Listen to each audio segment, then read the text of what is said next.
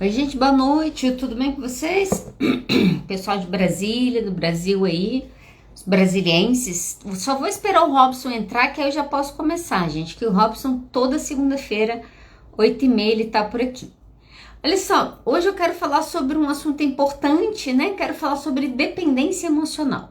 Então, você que tá entrando aí, que talvez saiba de alguém que seria interessante ouvir sobre isso, fala pra pessoa vir ficar com a gente aqui. Vou falar de dependência. Gente, eu falei que eu tava esperando o Robson chegar, agora que ele chegou a gente pode começar a live, tá?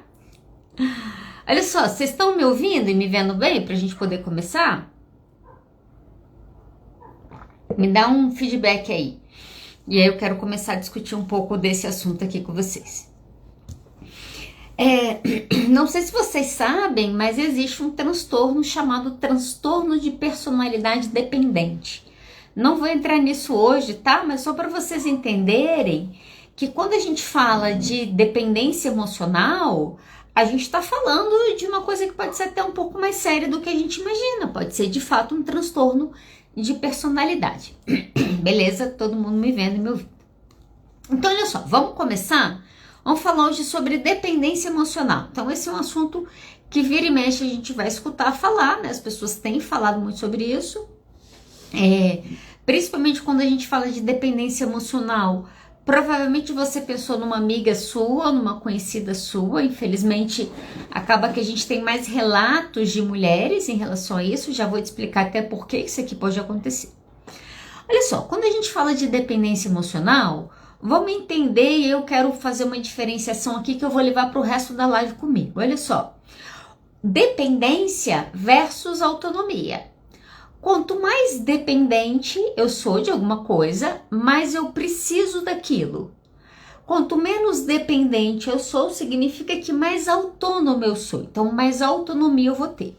Eu vou trabalhar esses dois conceitos, tá? Para vocês entenderem quando eu faço essa diferenciação. Quando nós nascemos quantos por cento dependentes? 100%. A gente não conseguia produzir a nossa comida, a gente não conseguia nada. A gente precisava 100% dos nossos pais. Para quê? A gente precisava deles para comer, a gente precisava deles para tomar banho, para estar limpo, para ter médico. A gente precisa 100%. Olha só, quando o ser humano nasce, nós somos o animal que nascemos 100% dependentes dos nossos progenitores naquele momento. À medida que nós vamos crescendo, então nós vamos nos desenvolvendo, nós vamos ganhando autonomia. E à medida que eu ganho autonomia, eu vou deixando de ser dependente. Então, daqui a pouco você vai ser ensinado a comer, então daqui a pouco a criança começa a comer sozinha, ela não precisa mais dos pais para aquilo, então ela tem autonomia para manejar lá os talheres dela. Ela vai crescer mais, daqui a pouco ela tá tomando banho sozinha. Olha só, até que vai chegar um dia lá na sua adolescência, na sua pré-adolescência, que você vai ser deixado em casa sozinho. Esse é quase o auge, né, nesse momento. Mas à medida que a gente está evoluindo, que a gente está se desenvolvendo, o nosso 100% de dependência, ele vai diminuindo, e à medida que a minha dependência vai diminuindo, o meu grau de autonomia vai subindo proporcionalmente, ok? Quando você, na teoria, se torna um adulto, na teoria significa que você se tornou uma pessoa 100% independente. Você agora é autônomo de você mesmo, você tem autonomia sobre a sua vida. Eu produzo a minha comida, eu que cuido da minha saúde, eu que gerencio as minhas finanças, porque a gente se tornou autônomo. Só que de verdade, gente, entre nós aqui, ninguém nos ensina nada disso. A gente passa a maior parte da nossa vida sem nem saber administrar o nosso dinheiro, se a gente não parar em algum momento e decidir aprender.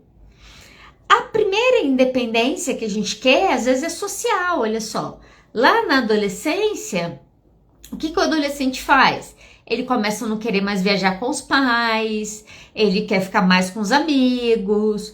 Ele tá ganhando uma independência social naquele momento. Ele vai ter os amigos dele, não é mais os amigos da mãe ou do pai. Tá se criando uma pessoa independente. Você vai para a faculdade, você estuda, você sai, você arruma um emprego, blá blá blá. e você arruma um trabalho, começa a pagar suas contas, começa a se sustentar, pronto. Você alcançou a independência financeira. Só que a gente não fala muito como que a gente alcança a independência emocional. Então, como que os nossos pais, ou o que que seria eu ter um alcance de independência emocional? Vou trazer um pouco de uma reflexão que eu fiz hoje, tá? Olha só.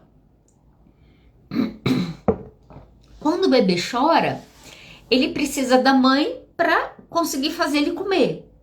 Ele precisa da mãe para tudo. Quando ele está com medo, ele também precisa da mãe. Por quê? A presença da mãe acalma aquele bebê que está nervoso. Nesse momento, o que está acontecendo?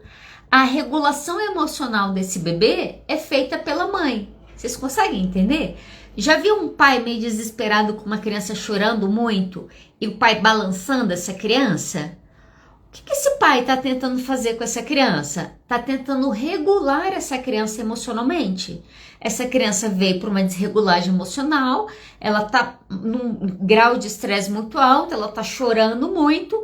Esse pai vai começar a fazer algumas coisas e essa emoção da criança vai assentando nela. Olha só, o que a criança, olha que interessante, o que a criança deveria descobrir nos pais logo cedo? Que esse pessoal aqui me ajuda a regular minhas emoções. Então, quando eles estão perto, seja lá o que eu estou sentindo, eu consigo que aquilo seja minimizado. Se eu estou sentindo frio, daqui a pouco ele chega com a coberta. Se eu estou sentindo fome, ele providencia comida. Qualquer alteração no nosso estado emocional, fisiológico no início da nossa vida, quem regula são os nossos pais. Quando nós somos bebês, 6 meses, 1 ano, 2 anos, não tem como fazer regulação emocional. Você não fala para o menino de 2 anos que acabaram de roubar o brinquedo dele e ele quer morder o colega, na verdade já está indo em direção, e você fala, calma, para um minuto, respira. Existe, a criança não tem capacidade de fazer isso. Ela vai aprender a fazer isso, mas ela ainda não sabe, ok? Só que à medida que a gente vai se desenvolvendo, a gente vai passando por alguns probleminhas na nossa infância. Eu quero te dar só alguns exemplos de contextos que vão gerar dependência emocional. Então, olha só. Tem uma questão de comunicação nas famílias, de maneira geral, que são comunicações que a gente fala de comunicações dúbias, ou comunicações de duplo vínculo. Na prática, significa o quê? Que eu comunico duas coisas diferentes numa mesma comunicação. Vou te dar um exemplo. Esses dias eu estava assistindo Carol e o Fim do Mundo. Gente, se você não assistiu essa série, por favor, gaste um tempinho, vale a pena, tá? Carol e o Fim do Mundo na Netflix. Tava eu assistindo Carol e o Fim do Mundo na Netflix e o menino, a situação era o menino falou pro pai que ele ia querer morar com a mãe. E esse pai tinha que levar ele então até a mãe. Chegando no caminho, eles estavam perto da cidade, o adolescente fala, eu tô muito feliz que eu vou ver minha mãe. A gente tá chegando aqui em Toronto, acho que era Toronto. Aí, Vancouver, sei lá. E aí, de repente, o pai fala, eu também tô muito feliz que a gente tá chegando. E ele verbaliza que eu estou feliz, mas ele demonstra que o quê? Péssimo. Tô deprimido. Como que você pode estar feliz por uma coisa dessa? O que a gente está aprendendo nesse momento? Primeiro, a não confiar. Muitas vezes, o que a gente está aprendendo, isso aqui é muito interessante, olha só. Quando a gente é criança, né, nesse primeiro momento de desenvolvimento que a gente passa, a gente não sabe nomear as coisas. A nomeação vai ser uma aprendizagem que a gente vai ter ao longo da nossa vida. Isso significa que quando nós começamos a sentir, olha só, lá no início da minha vida, o meu pai vinha, minha mãe vinha e eles me sacudiam para me regular emocionalmente. À medida que a gente vai crescendo, eu começo a sentir, eu ainda não sei como nomear isso, porque eu não tenho certeza o que é isso, o que eu faço? Eu olho para os meus pais para saber se eu devo me sentir seguro ou não naquele contexto. Se eu devo me sentir triste ou não naquele contexto. Então, um pai que chora falando que está feliz pelo filho, a criança vai entender que esse pai está triste. Como que isso se transforma na nossa vida adulta? Quando você precisa desagradar seus pais, parece que você vai morrer. Por quê? Porque emocionalmente o que foi te ensinado é que o que você faz, olha só, aquilo não interessa se ele falou que ele está feliz por você. Porque quando você aprendeu isso, ele estava super infeliz. Então, muitas vezes, a pessoa entra quase que em ciclo de autossabotagem familiar porque elas não conseguem transformar esse tipo de comunicação. Quando você cresce num contexto que você tem muita comunicação dúbia, tem muita chance de você se tornar um dependente emocional. Por quê? Porque eu nunca sei o que eu sinto. E eu nunca sei o que eu sinto porque o que eu sinto depende desses outros, que eles também não sabem. Então, a tendência é que eu vou precisar sempre deles para que eles me digam o que eu estou sentindo e o que eu faço com aquilo, ok? Outra coisa que aumenta a chance da gente se tornar uma pessoa emocionalmente dependente, pessoas que passam por invalidação. Tem famílias que invalidam muito a pessoa. A criança. Início, meus pais escolhem a minha roupa e depois a gente começa a escolher. Olha só, estamos no processo de autonomia, tá? Quando meus pais param de escolher minha roupa, agora começa eu a escolher minha roupa. Ai, tô feliz, vou colocar essa roupa. Aí a criança se veste como se ela estivesse indo para um baile de carnaval, sendo que ela tá indo para um casamento à moda antiga, nananã, trompetas e valsas, etc e tal. A mãe olha para aquela criança e fala o quê? Você tá ridícula. O que essa mãe tá ensinando sem querer para essa criança? Sentir emoções, ficar feliz e se preparar para isso, coloca você nesse lugar de ridículo, olha só. Você não sabe nem entender direito o que você sente. Por isso que quando a gente vem de uma história de muita invalidação, deixa eu dar uma outra palavra para invalidação, crítica. Se você vem de um contexto de muita crítica, tem mais chance de você se tornar uma pessoa dependente. Aí você fala assim, peraí, mas se eu tô vindo de um contexto de muita crítica, o ideal não seria eu, enquanto adulto, não querer aquilo?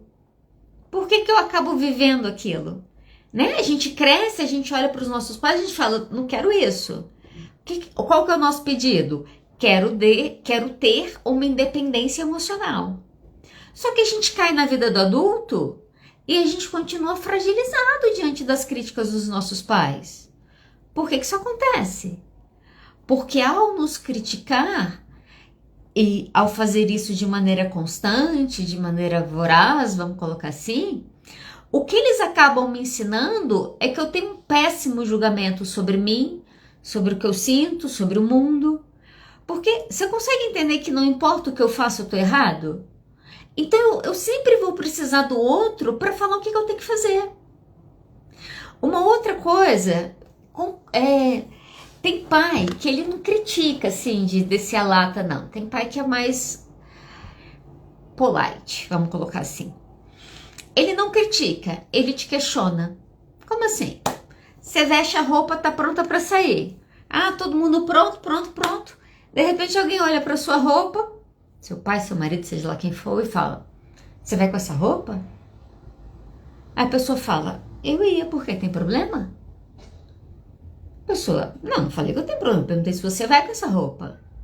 Ah, realmente eu não sei, peraí, deixa eu trocar. Aí olha só, a pessoa faz isso até que o outro coloque a roupa que ela quer. E ao entrar nesse jogo de questionamento constante, eu jogo essa pessoa o tempo todo para um lugar de invalidação, olha só. Para um lugar que eu estou dizendo para essa pessoa que o que você está falando não é bom. Você não tem um bom julgamento. Você está vendo o mundo errado. Por quê? Porque você questiona o tempo todo. Eu tenho uma filosofia que eu quero compartilhar com vocês, que eu tenho usado na minha vida, tem dado certo, tá? A minha filosofia é, eu não respondo nada que não tenha sido me perguntado. Não sei se é porque eu tive irmãos e a gente aprontava muito, e tinha uma regra, né? Tem uma lealdade entre irmãos, assim. A gente só conta se descobrirem, entendeu? Se não descobriu, aquilo nunca aconteceu. Meus irmãos eram obrigados a me levar nas tramonhas deles, porque senão eu contava para minha mãe como caçula, entendeu? Então eu tava sempre aprontando. Mas se ninguém pergunta, a gente não fala nada. Essa era a regra. E eu continuo usando essa regra. Por que eu tô te falando isso? Olha só, a pessoa colocou uma roupa. Fica a dica, tá? Para como você ajudar pessoas a não serem independentes emocionalmente. A pessoa colocou uma roupa, ela vem até você. Pergunta, e aí, o que você achou? Dê a sua opinião. Achei isso, achei aquilo. Acho que talvez não seja apropriado para o lugar que a gente vai. Acho que tá boa, não gostei. É uma opinião sua. A pessoa te perguntou a opinião dela. Você pode dar a sua opinião. A pessoa chegou, vamos sair? Vamos. Vamos embora? Vamos. Ela te perguntou? Não. O que você faz? Você não fala nada. O problema é que no jogo da manipulação não é assim que acontece. Então o que eu faço? Eu não sou uma pessoa crítica, mas eu te questiono o tempo todo. Aí você tá pra sair, olha pra pessoa, você vai com essa roupa? E eu quero dar uma dica. Se algum homem te perguntar se isso aconteceu com uma mulher, né? Ou mesmo com um homem, pessoa te perguntar, você vai com essa roupa? Responde, por que você quer usar? Né? Se a pessoa quiser usar, você pode até chegar numa negociação com ela. Olha só, quando você nem pede a sua opinião e já vem a crítica e já vem o julgamento, o que está sendo te ensinado é não confie em você. Tanto que pessoas que têm dependência emocional tendem a ser pessoas extremamente inseguras. Exatamente por conta disso. Tudo bem? Fica claro isso aqui? Olha só. Esse contexto de muita invalidação, deixa eu te dar um exemplo. Lembrei de um exemplo aqui de uma pessoa que uma vez ela me contou isso. Ela passou por muitas violências com a mãe, de diferentes maneiras. E nesse processo, que ela estava passando por muitas violências, ela começou a lembrar de uma específica que a mãe fazia. Que era o quê? Ela estava entrando na adolescência, por volta ali dos seus 12 anos, 13 anos. Ela ia comprar uma roupa, então já tá na hora, né? Para adolescência você tá comprando a roupa, então ela ia com a mãe comprar roupa. Aí a mãe falava, escolhe a roupa que você quer. Ela escolhia a roupa, ela perguntava, o que você acha, mãe? Ela falava, tá ótimo. Ela falava, tá bom. Aí ela comprava a roupa.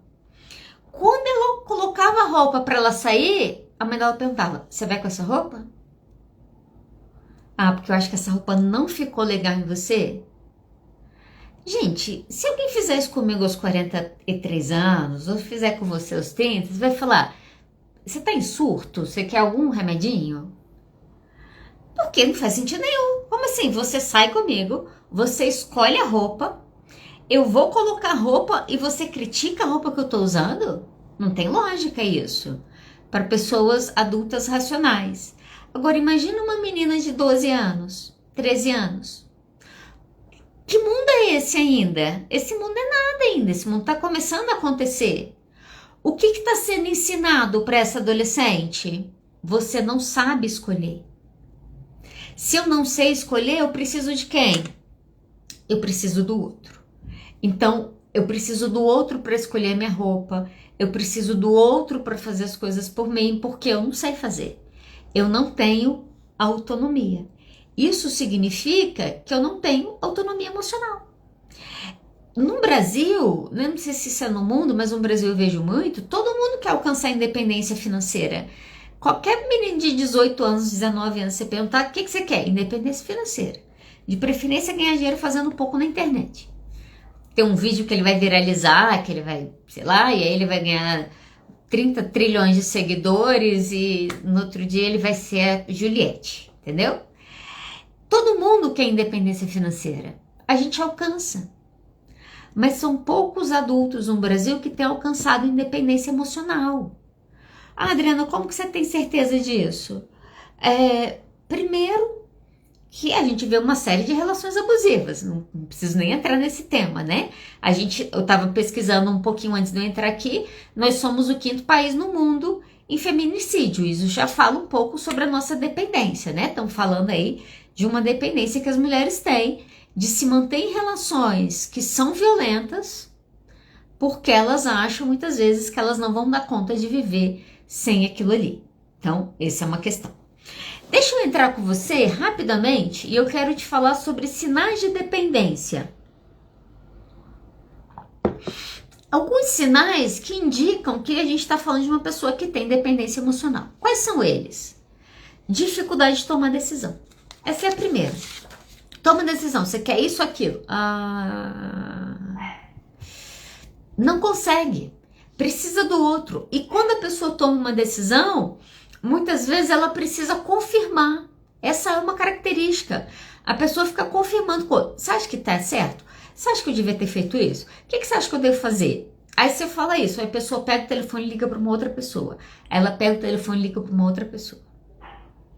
Isso é uma característica de uma pessoa que tem dependência emocional.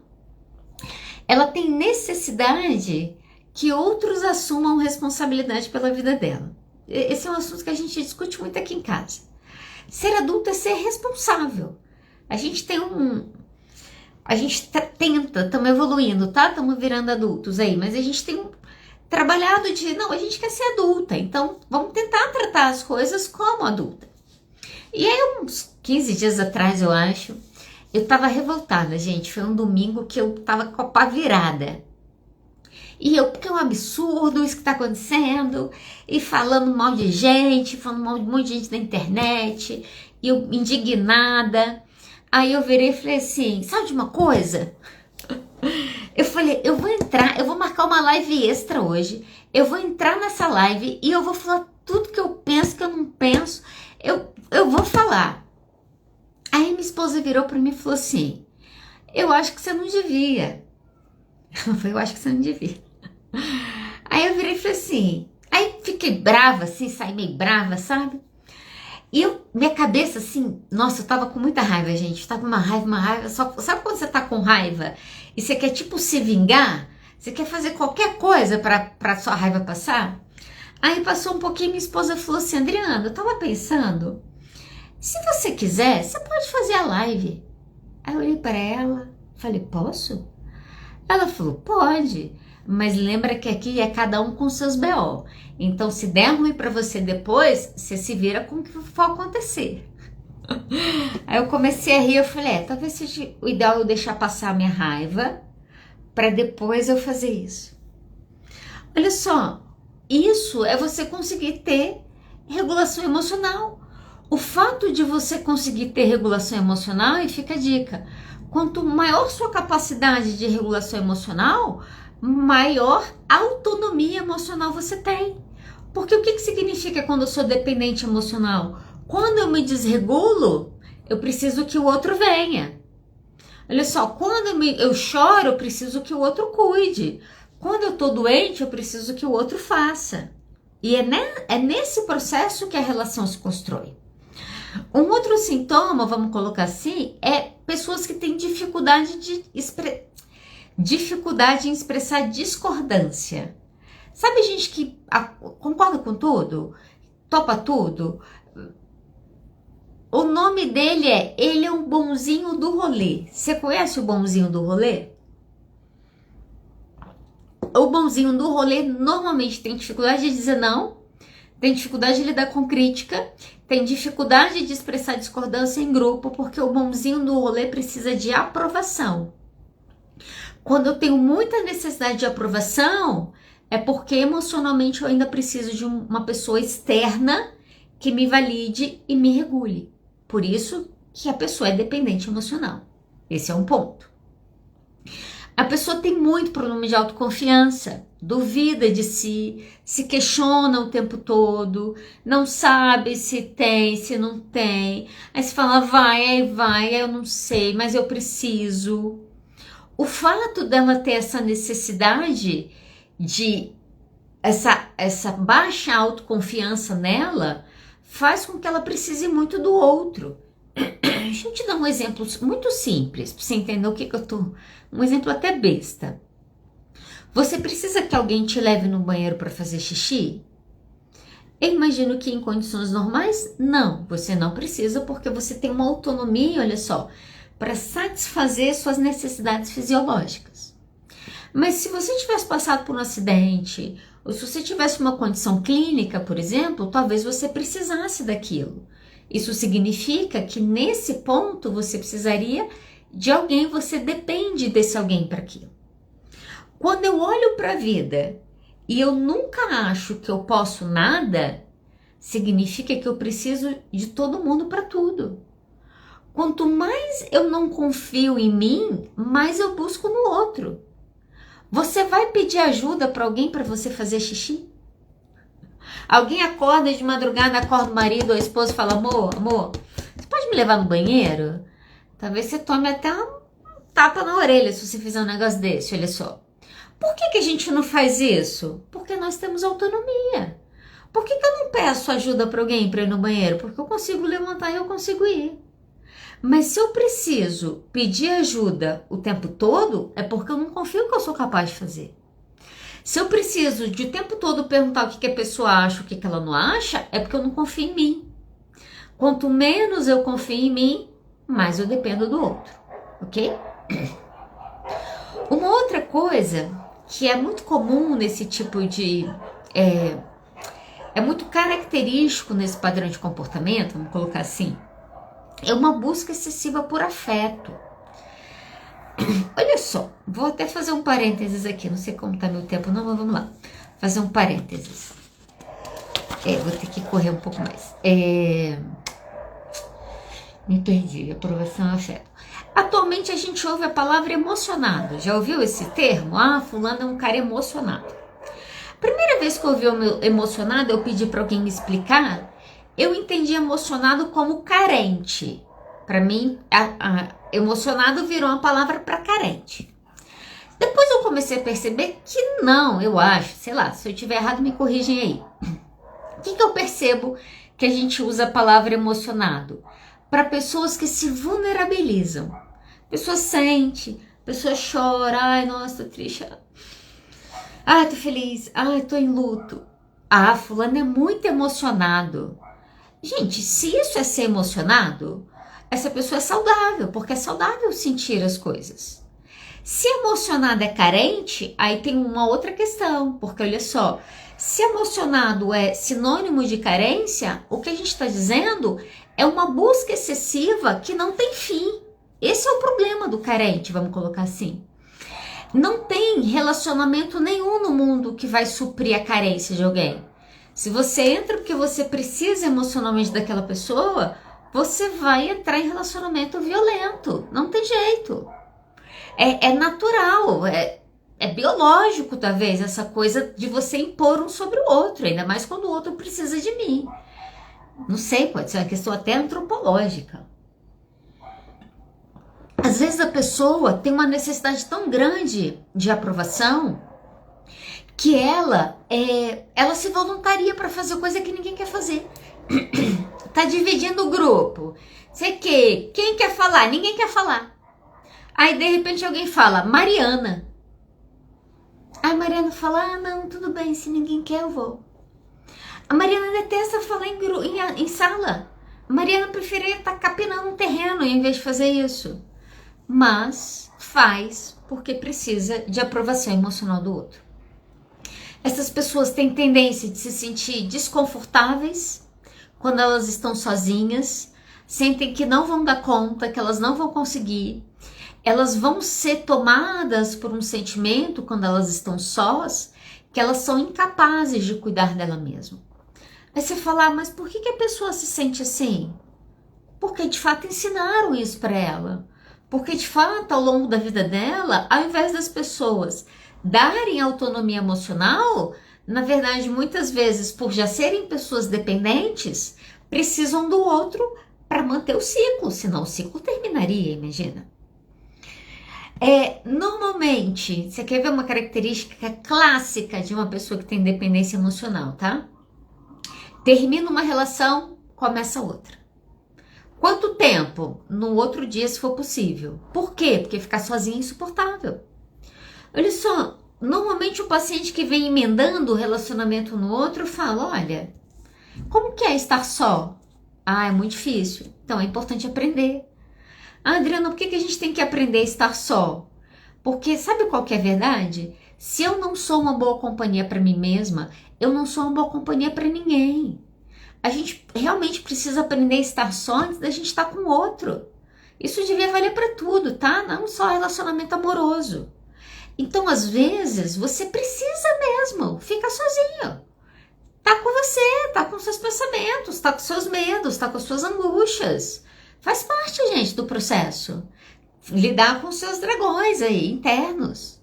E aí sim, entrar numa relação. Pessoas que emendam, normalmente elas têm dificuldade com essa solidão. Ai, não é solidão, é solitude. Não, é solidão mesmo, gente. Quando você termina um relacionamento de muitos anos, até o barulho incomoda. Qual barulho? O silêncio. O silêncio é um incômodo. A pessoa tá no barulho há não sei quantos anos da vida dela, como que ela vai pro silêncio? Isso gera muito sofrimento. Por isso que não é incomum essa volta.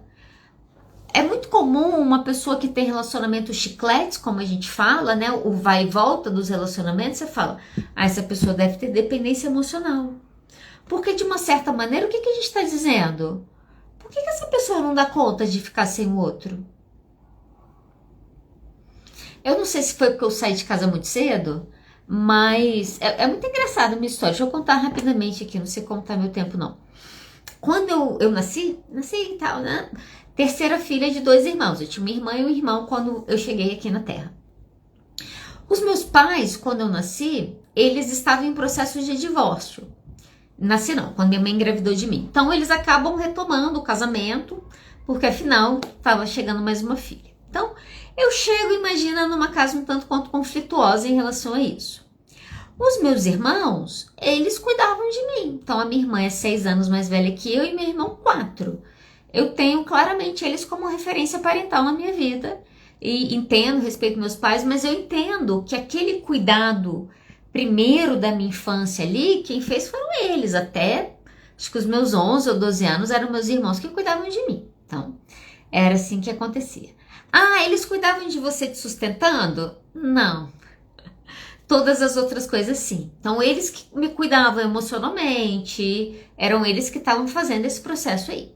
E eles cuidavam muito bem de mim.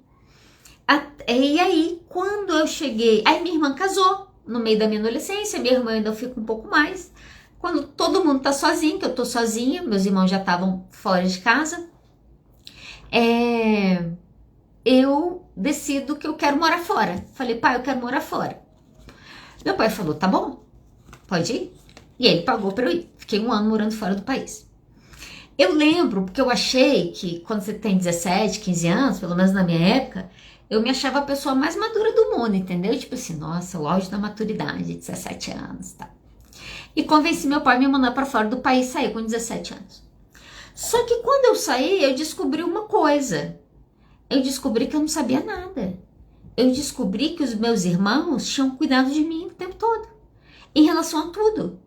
Então, meu Deus, a coisa ficou... Tipo assim, qualquer problema, eu me desorganizava emocionalmente.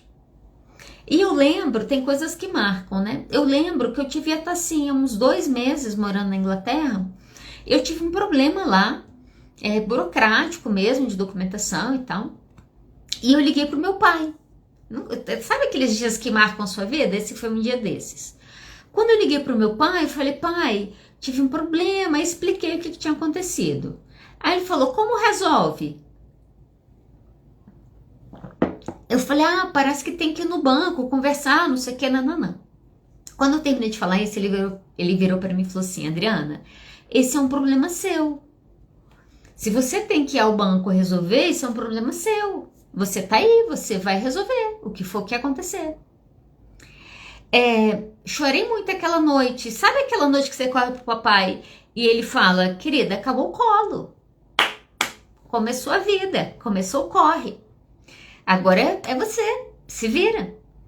Quando eu penso nisso, eu penso o quanto foi importante esse ano na minha vida. Eu acho que foi um dos anos que eu comecei a aprender a desenvolver independência emocional.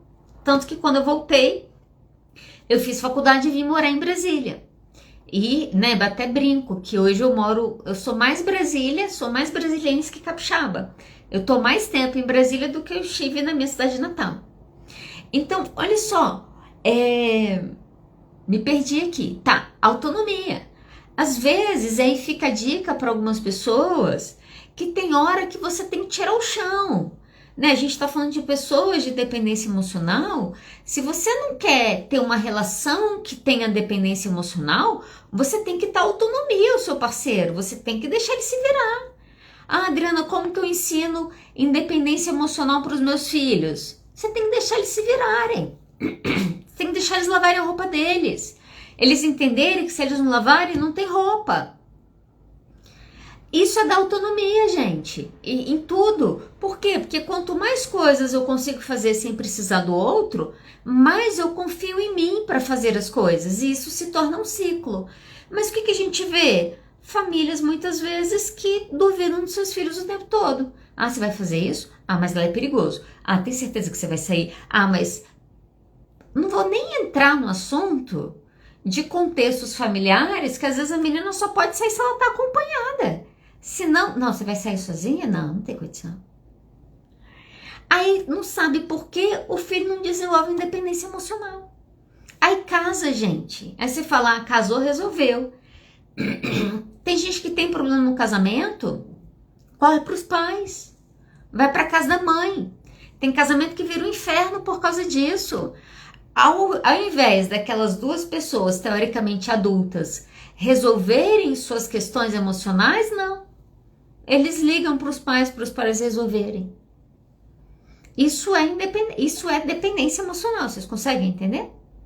Último ponto para a gente evoluir. Um último sintoma de uma pessoa dependente emocional: medo de precisar cuidar de si. Ela tem pavor a tudo. Mas ficar sozinha, esse vai ser o pior da lista. Olha que interessante. Esses dias estudando para estar aqui com vocês, eu descobri uma coisa muito interessante. Vê se você conhece pessoas que passam por isso. Tem estudos hoje na psicologia que mostram que pessoas que têm dependências emocionais, elas estão constantemente doentes, precisando de cuidados. E estudos mostram na psicologia que uma pessoa que tem autonomia emocional, ou seja, ela é mais responsável por ela mesma, essas pessoas têm um sistema imunológico mais saudável. Vocês conseguem entender a gravidade disso? Então, às vezes, e depois eu fiquei pensando nisso, falei, eu acho que isso aqui faz sentido. Pessoas muito dependentes, normalmente elas são também doentes. Tá doente o tempo todo. Às vezes começa na infância. É tão dependente emocional que, além de todo o trabalho, todo o cuidado que os pais já precisam dar, ficam com essa criança saindo e voltando de hospital, saindo e voltando de hospital. Adriana, mas por que a pessoa chega na vida adulta e ela continua com o sistema imunológico ferrado, vamos dizer assim? Porque não é porque ela chegou na vida adulta que ela já não está vivendo, que ela ainda não vive violências. Vocês entendem isso? Muitas vezes, as pessoas que toleram violências é porque elas estão vindo de contexto de violência. Então, elas acabam se tornando mais tolerantes àquilo. E, além disso, elas vão ter alguns comportamentos. Não sei se você já viu situações de violência doméstica, algum tipo de violência emocional acontecendo, alguma situação constrangedora. E aí depois você vai falar com a pessoa, fulana, você tá bem, não sei o quê. Não, eu tô bem. Ele só tava cansado hoje. Não, eu tô bem. Ele só passou um pouco do limite na bebida hoje. Não, eu tô bem. Ele é um pai maravilhoso. Você acredita que eu já ouvi isso várias vezes? Então, mas você entende que isso aqui é uma violência? Não, entendo, não, mas ele é um bom pai. Às vezes eu tento mostrar isso para as pessoas, olha só. Um homem pode ser um bom pai, um homem pode ser um excelente pai. E um péssimo marido, gente. Claro, por que não? Na verdade, a gente vê essas coisas acontecendo com muita frequência, mais do que a gente gostaria. Um grande problema, e por isso que muitas pessoas não conseguem cortar relações de dependência emocional, um dos grandes problemas é o auto-engano. Porque a gente começa a diminuir tanto as coisas e os problemas e o que está acontecendo, que eu começo a me enganar mesmo, sabe? Ah, não é tudo isso. E eu começo a me esquivar dessas emoções. Não significa, e aí eu acho que essa é uma coisa que é importante, existem algumas violências que às vezes pessoas ciumentas, dependendo, né, do tipo de comportamento, às vezes a pessoa entra no auto-engano. Deixa eu tentar explicar isso aqui um pouco melhor. Olha só. Você quer ver uma coisa que eu vejo muito acontecer com pessoas que têm dependências emocionais? Relacionamentos abusivos, né? Então, essa é uma matemática que casa rapidamente. A pessoa, já vi isso acontecer algumas vezes. Esse aqui, infelizmente, não é um caso isolado, tá? A pessoa está namorando. Ela termina. Acabou o namoro. Vamos seguir a vida. Vida que segue. Ficam um ano separados. Voltam. Ok? Então, namoraram, terminaram, um ano separados, voltaram. Quando voltaram, ele começou. Você ficou com alguém quando a gente não estava junto? Primeiro que não interessa. Eu acho que esse é o primeiro ponto. Mas ok, a pessoa pode querer responder. Sim, fiquei. E a partir desse momento, ele começou a fazer da vida dela um terror. Essa é a palavra. Como? Você me traiu. Você já me traiu. Aí você fala, Adriana, mas eles não estavam terminados? Pois é, estavam. Mas para ele é traição. E ele cobra, e ela sofre, e ela não sai dessa relação. E ele fala, você já fez uma vez. Aí justifica o controle. E aí a pessoa entra num laço de passarinheiro, como diz o outro. Você quer ver? Deixa eu te dar uma dica. Porque o que acontece, gente? Às vezes, a gente nem sabe que a gente tem dependência emocional. Pode acontecer. A gente pode estar numa relação abusiva que a gente não consegue nomear, falar eu estou numa relação abusiva. Então, eu vou te dar um sinal para você observar. Pessoas que você sente que você está sempre pisando em ovos, isso não é uma relação saudável, ok? Então, se você está numa relação, seja com seu marido, com seu filho, com seu pai, com seu cônjuge, com seu namorado, com quem for, se quando essa pessoa chega, você vai para um estado de alerta, você vai para um estado de ansiedade, e você tem que pensar 1000 vezes antes de falar, antes de receber uma crítica, e você fica o tempo todo pisando em ovos, você não está num relacionamento saudável.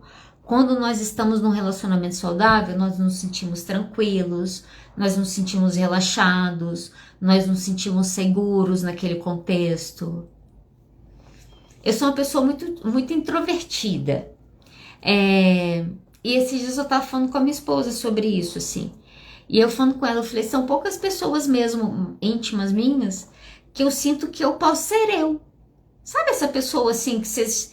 Né? No meio social você tá sempre, tá, não sei o que, psicóloga, não sei o que, não sei o que. Eu falei, tem algumas pessoas que quando eu tô próxima dessas pessoas, eu sinto que eu posso ser só eu. Se eu quiser falar, eu falo, se eu não quiser falar nada, eu não falo. Sabe? Nossa, isso é tão bom. E eu tava conversando isso com a minha esposa, eu falei, você é uma pessoa que eu me sinto assim. Quando eu tô em casa, eu me sinto segura. Ontem eu fiz uma declaração de amor aqui em casa, gente. Eu falei, amor, toda vez que eu acordo, eu procuro você na cama. Quando eu encosto em você, eu me sinto segura. Isso é uma relação legal. Olha só, a pessoa chega em casa e meu coração acelera. Você precisa rever o relacionamento que você tá. Nós somos o 5º país do mundo em feminicídio, gente. Significa que tem muita mulher passando por violência dentro de casa. Não é banal o que a gente está discutindo, ok? Para terminar essa live, que eu tô totalmente perdida em relação ao tempo,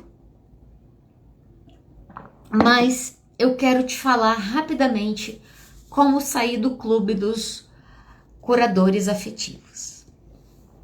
Pessoas que têm dependências emocionais, eles entram no clube dos curadores afetivos. O que é isso? Eles têm uma missão. Quando a pessoa identifica a violência, você vira e fala assim, então, você tem que sair. Não, eu preciso fazer isso devagar. Obrigada. Olha só, para você sair definitivamente do clube dos curadores afetivos, você precisa fazer algumas coisas. A primeira delas não é mais fácil, mas é o primeiro bom caminho. Você precisa parar de minimizar o que acontece com você. Você precisa começar a nomear as violências que você vive. Esses dias eu decidi fazer uma enquete com algumas pacientes minhas, estava com uma dúvida, e eu atendo mulheres muito interessantes, muito inteligentes, e tem momentos que eu adoro trocar umas ideias, assim, porque a opinião delas me encantam. E eu decidi fazer essa enquete na semana passada. Eu fiz a seguinte enquete com elas.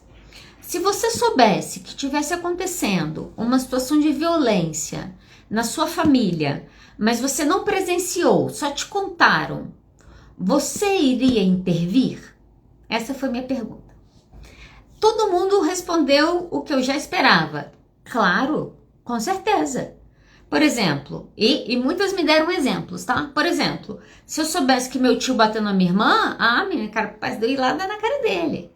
Não, por exemplo, se eu soubesse que meu tio fez um ciclo com a minha tia, na hora eu denunciava, ligava até pra polícia. Ok, resposta esperada, certo?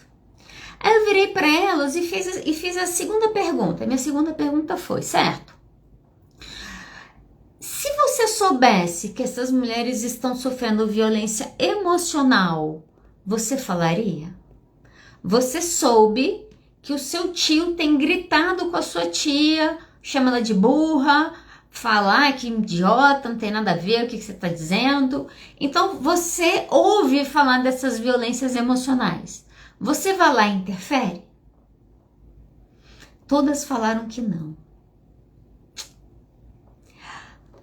Entenda, é violência. Violência emocional é violência. Por que a gente não sabe? Porque nós não estamos aprendendo a nomear. Quando as mulheres começaram a olhar para os socos que elas recebiam, para os tapas que elas recebiam, para os chutes que elas recebiam, e elas pararam de dizer que aquilo estava acontecendo porque elas não eram boas esposas, e sim aquilo estava acontecendo porque elas estavam sendo violentadas, é que a gente tem uma Maria da Penha, que é uma lei recente, tá? Não é uma lei muito antiga, não. Olha só, a gente precisou nomear. Eu estou sendo violentada na minha casa, não porque eu sou uma péssima esposa, mas porque eu sou uma mulher. Quando a gente conseguiu nomear a violência que a gente estava vivendo, física, a gente conseguiu se movimentar para tentar sair dela, e muitas mulheres ainda não conseguem. E sabe qual que é a verdade? A gente não nomeia a violência emocional ainda, mas elas têm nome. Eu vou te dar só um exemplo que eu não quero me delongar nisso aqui hoje. Já ouviu falar de mansplaining? Mansplaining é homens explicando. Você já viu um homem explicando alguma coisa para uma mulher? Sem perguntar se ela sabe ou não, só porque ela tocou no assunto, ele fala, não, porque é isso, não sei o que, não. Ou às vezes corrige você na frente de todo mundo. Você, porque não sei o que. Não foi bem assim, não. O correto é não. Olha só, isso tem um nome, isso é uma violência emocional. E o nome disso é mansplaining. Nós precisamos ensinar, e aí fica uma dica para os meus colegas psicólogos que me assistem, nós precisamos ajudar os nossos pacientes a nomearem as violências que eles vivenciam. Por que a gente fala que o racismo velado é o pior racismo, a homofobia velada é a pior homofobia? Porque enquanto é velado, ou seja, enquanto eu não nomeio, eu não combato. Gente, o inimigo invisível é o inimigo mais perigoso. Enquanto eu não conseguir olhar para os meus parceiros, para as minhas relações e falar isso aqui é uma violência e nomear isso, nem eu mudo, nem às vezes eu permito que o outro faça, porque às vezes o outro não sabe. Olha só, ele pode descobrir naquele momento. Mas você precisa aprender a nomear as violências. Enquanto você não nomear violência, você não sai de relacionamento abusivo, ok? De relacionamento com dependência emocional. Existem muitas outras, não vou entrar em todas elas, quem sabe eu faço uma live só sobre elas aí. Segunda coisa que você precisa fazer para sair desse núcleo de dependência emocional que você vive. Para de mentir para você. Para, entendeu? De vez em quando, a minha cabeça adora me contar umas conversinhas. Eu não sei se a sua cabeça é assim. Às vezes eu acordo de manhã e minha cabeça fala, não preciso ir pra academia hoje. Eu penso, caramba, não vi nem o sol do dia, minha cabeça já tá me contando uma historinha que hoje eu não preciso. Não sei se a sua cabeça é cheia das historinhas, a minha é. Pessoas com dependências emocionais têm cabeça cheia de historinhas. Posso te contar uma? Não, ele não me ama como eu amo ele hoje, mas ele vai me amar. Olha só, se ele não te ama hoje, ele não te ama. Ah, ele não me assume agora, mas ele vai me assumir. Se tem 2 anos que ele não te assume, ele não vai te assumir. Sabe o minimizar o erro do outro? A gente nem nomeia o erro do outro e a gente nem para de mentir pra gente. A gente fica contando um monte de história que não tem nada a ver. Sabe o que todos os estudos mostram? Chega a ser triste falar isso, gente. Todos os estudos mostram que quem hesita afetivamente, ou seja, né, não sei se eu saio, quando a pessoa faz isso uma vez, ela volta a hesitar. Por isso que a gente vê pessoas que estão há 20 anos tentando sair de um relacionamento. Ah, mas melhorou. Sabe como que é a melhora que eu vejo em alguns relacionamentos? Ele me batia, agora ele não bate mais. Agora ele só me xinga. Olha só, melhorou, agora ele não me xinga mais. Agora ele só me diminui na frente dos amigos dele. Mas na minha família até que ele me trata bem. Olha só, se o seu ponto de controle antes ele me batia e agora ele só me diminui, eu sinto te informar, mas você continua na barra da violência. Você começou na barra da violência e passou X anos da sua vida e você continua nela. Continua sendo violentada. A gente precisa parar de mentir pra gente. Ah, ele vai largar pra ficar comigo. Não, ele não vai. Não vai acontecer. Ah, Adriana, pode. E por isso que não aconteceu até hoje. Ah, as pessoas mudam. Por isso que eu estou te dando dicas para sair do clube dos curadores afetivos. Eu tenho um sonho. Sabe Martin Luther King que teve um sonho? Eu tenho um sonho também. Eu tenho um sonho no dia que as mulheres vão fechar as fábricas de recuperadoras crônicas dos homens. Eu tenho esse sonho. Entendeu? Gente, eu tenho esse sonho. Não, ele precisa de mim. É por isso que tá essa bagunça. Olha só, enquanto a gente não sai desse lugar do não, eu preciso fazer, não, eu preciso de mim, não. Gente, desculpa estar falando isso pra você segunda-feira à noite, mas você tá contando um monte de blá blá blá, blá blá blá, blá blá blá, blá blá blá, blá blá blá. E aí passou o quê? Passou 1 ano, passou 2, passou 3. Você já estava lendo um livro, o cara contando a história lá, a menina termina o namoro, o cara não queria compromisso, não queria nada, ela termina, ele quer ir pra farra, ele vai pra farra e ela vai viver a vida dela. Conhece uma outra pessoa, começa a se relacionar, se apaixona, começa a gostar, marca um casamento. Quando eles marcam um casamento, o ex aparece. Aí o ex aparece, era um psicólogo relatando esse caso. Aí o ex aparece e fala, não, eu me arrependi, eu amo você, eu amo você. E ela fala, não, tô em outra, né? Tipo assim, é casar em 2 meses, não, vou casar, não tem condição, não. Aí ele fala, não, eu vou largar a bebida por você. Eu vou parar de beber pra gente estar junto. Aí ela, opa. Aí ela falou, não, mas eu acho que não. Não, a gente casa. Eu vou largar a bebida e a gente casa. Ela falou, tá bom. Aí ela termina o noivado e volta com esse ex-namorado. 1 mês depois que eles voltam, ele volta a beber. Ela fala, mas você não ia largar a bebida? Aí ele fala, não, eu percebi que eu não precisava beber, mas largar não, eu podia só diminuir. E aí quando esse psicólogo está relatando o caso, ele fala, tem 2 anos que eu atendo ela, até recomendo esse livro, Amar ou Depender, é o nome do livro. E aí ela fala, tem 2 anos que eu tô atendendo ela, e ela continua morando com ele, ela continua sem estar casada, e ele continua bebendo. Isso é arapuca. A gente cai nessas arapucas por conta das lorotinhas, das mentirinhas que a gente conta pra gente, ok? Evite elas. Terceira coisa, e eu vou caminhar pro final pra gente terminar a nossa live de hoje. Terceira coisa. Nome do filme? Esqueci. Me lembra o que era o filme? Esqueci. Cláudia, me lembra aí depois. Me manda um direct de qualquer coisa que eu tento lembrar o nome. Esqueci mesmo, fugiu aqui da minha cabeça. Não tô nem lembrando que eu indiquei filme, pra vocês terem noção. Mas vamos lá, deixa eu voltar pra gente terminar, hein? Olha só, terceiro ponto.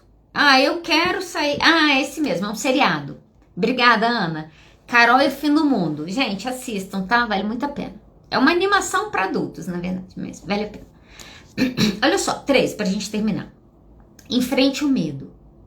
Se você quer cortar uma dependência emocional, você vai sentir medo. Deixa eu te dar uma tarefa prática. Uma coisa que me incomoda nos psicólogos de maneira geral, não são todos, mas eu acho psicólogo cheio de blá blá blá, gente. Psicólogo adora uma conversinha. A gente é um bando de palestrinha. E tem hora que a gente fala e a gente não fala nada. Eu tenho problema com isso. Então, eu quero te dar uma dica prática. Adriana, eu quero mudar minha vida. Me fala qual o caminho. Vou te falar agora. Saia sozinha. Essa é a sua tarefa. Olha só, mas não é sair sozinha meia-noite no bequinho, não é isso. Vá pro cinema no horário de pico. Compre um saco de pipoca, um copão de refrigerante e entre sozinha no cinema. Senta, come e bebe tudo. Mas eu vou ficar com vergonha. Vai. Mas eu vou achar que as pessoas estão olhando para mim. Elas vão estar olhando para vocês. As pessoas vão estar pensando, meu Deus, a mulher é solteira aqui no cinema, 8 horas da noite, em pleno sábado, ela não tem ninguém. Falei, provavelmente muita gente vai pensar de você. E o que você faz? Vai. Olha só, a gente precisa aprender a enfrentar o medo. Gente, não se constrói vida sem medo. Hoje eu fui dar uma palestra, estava até falando com a minha esposa. Tem mais de 10 anos que eu dou aula e eu fico nervosa, estava super ansiosa. Quando eu cheguei no lugar, eu olhei para minha esposa, ela olhou para mim e eu falei assim, caramba, tá parecendo que eu tô indo dar aula, que eu tô indo pra escolinha a primeira vez. Sabe a sensação, primeiro dia de aula? Nossa, que sensação ruim. Eu tenho ansiedade por fazer coisas que eu nunca fiz. E eu faço. Mas aí a ansiedade passa depois. A ansiedade passa depois que eu enfrento ela. Você tem medo de ficar sozinha? Você tem que ficar sozinho. Você precisa começar a mostrar para você mesmo que você dá conta de fazer isso. Dê pequenos passos. Vai para um café, leva um livro, pede um café e um pão de queijo. Vai ler seu livro, vai no horário de pico, deixa as pessoas te verem, sinta vergonha, fica envergonhada. E quando você sair dali, você vai falar, é isso aqui eu dou conta. Começa a mostrar para você que você dá conta. E a gente só pode mostrar pra gente que a gente dá conta de estar sozinha e estar bem quando a gente está sozinha e a gente tá bem. E a gente tá bem por estar só. Esses dias eu estava falando com a minha esposa. Eu falei, amor, você tá precisando viajar. Você tá precisando viajar. Eu falei com ela, viaja sozinha. Entendeu? Pega esses dias aí que você tá de férias, entra nesse carro aqui, vai, deixa que eu cuido das coisas. Daqui a 4 dias você volta. A gente precisa aprender a estar só, gente, é importante. E aí, olha só, a gente precisa ter um cuidado, uma última dica para a gente encerrar de verdade, que é o quê? Cuidado com uma pessoa que você está escolhendo compartilhar a sua vida. Como assim, cuidado? Cuidado.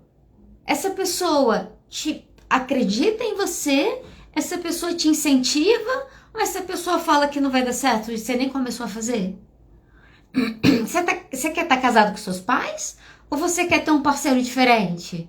Porque se você vem de uma cultura crítica, de uma cultura que você foi violentada emocionalmente, e você está num relacionamento igual, como diria Freud, que você achou seu pai ou sua mãe e casou com eles. A gente precisa ter relacionamento de adulto. Relacionamento de adulto envolve cada um resolve seus BO. Lembra que eu falei que ela mandou eu resolver meus BO? Falou, pode falar, fala o que você quiser. Depois lide com as consequências disso. Isso é você ser maduro, isso é você resolver o seu BO. Então, olha só, lide com você, fique sozinho. Sabe? Pede um tempo, fala, querido, se cuida aí, deixa eu se vir aí, depois eu volto. A gente precisa entender, esses dias eu conversei isso com a minha irmã. Minha irmã virou para mim e falou assim, você fala isso e para você é fácil. Eu falei, por quê? A gente conversando sobre várias coisas, assim, discutindo uma série de outras coisas. E ela virou para mim e falou assim: pô, você ficou um tempão sozinha. Você sabe que é possível estar só e é possível estar só bem. Eu falei: você tá certa. Eu senti naquele momento que eu tava quase adquirindo um superpoder, gente. Eu falei: você tá certa. Eu comecei a me relacionar, eu fui casar com 41 anos. Até lá eu tava sozinha, com alguns namoros, mas mal tempo sozinha. Ela falou: entende isso? Eu falei: entendo. Eu falei: nossa, eu entendi perfeitamente. Ela falou: você entendeu o quê? Eu falei: eu entendi que a gente pode viver só, as pessoas só não sabem disso. Eu vivi só 41 anos, olha só. Tô aqui, tô viva. Tô com uma pessoa, amo estar com ela. E se amanhã depois a vida te levar para outro lugar? Aí deixa o problema de vir lá depois, olha só. A verdade é que eu nunca vou estar bem com alguém enquanto eu não estiver bem comigo mesma. Essa é a verdade. Então, se você não consegue sair de um relacionamento tóxico porque você não consegue estar só, quando você está num relacionamento tóxico, você não está só sofrendo, você faz ao mal ao outro também. Que muitas vezes se mantém numa posição de agressor porque você nunca deixou ele entrar no vazio. Então fica a dica, tá? Olha só, todo relacionamento vai ter problema, gente, faz parte ter treta. Uma coisa é ter problema e outra coisa é isso custar a sua saúde e a sua paz. Se você tá numa relação que te adoece, você tá numa relação doentia. Você tá sendo coadjuvante na história de alguém. E o meu desejo para você em 2024 é que você seja protagonista da sua própria história. Tudo bem? Gente, vou encerrar nossa live por aqui hoje. Tô super perdida no tempo. Espero que vocês tenham gostado. Eu vou deixar a live salva aqui, tá? Aqui no timeline. Se você gostou da live, curta, compartilha, marque alguém que você acha importante ouvir um pouco disso aqui. Me ajuda a compartilhar aí, certo? Até semana que vem. Semana que vem eu vou estar falando sobre como colocar limite no outro, tá? Te espero por lá. Até mais, gente.